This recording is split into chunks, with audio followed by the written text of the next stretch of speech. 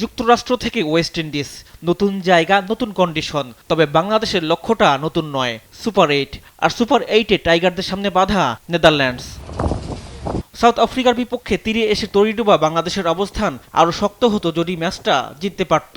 কিন্তু top order ব্যাটারদের দায়িত্বহীন ব্যাটিং দুশ্চিন্তা বাড়িয়েছে। যদিও সেই ম্যাচ হারার পেছনে আম্পায়ারের বিতর্কিত সিদ্ধান্তও কম দায়ী ছিল না। তবে এমন সিদ্ধান্তের পরও শান্ত লিটন সাকিবদের দৃষ্টিকটু পারফরমেন্স আড়াল করা যায়নি। ডাচদেরকেও হালকাভাবে নেয়ার কোনো কারণ নেই। গেল ওয়ানডে বিশ্বকাপে এই ডাচদের কাছেই হেরেছিল বাংলাদেশ। বোলিং বিভাগকে নিয়ে প্রশ্ন তোলার সুযোগ রাখেননি তাসকিন, তানজিম, রিশাদরা। ইনজুরি থেকে ফিরে খেলার জন্য ফিট শরীফুল, তাই বোলিং বিভাগে শক্তি আরও বাড়বে। ডাচদের বিপক্ষে কঠিন পরীক্ষা দিতে হবে অফ ফর্মে থাকা টপ অর্ডার ব্যাটারদের। অন্যদিকে বাংলাদেশের মতো একই অবস্থানে নেদারল্যান্ডস। রানরেটে পিছিয়ে থেকে ৩ নম্বরে অবস্থান তাদের। বাংলাদেশকে হারিয়ে তারা মরিয়া থাকবে সুপার 8-এ এক পা দিয়ে রাখতে।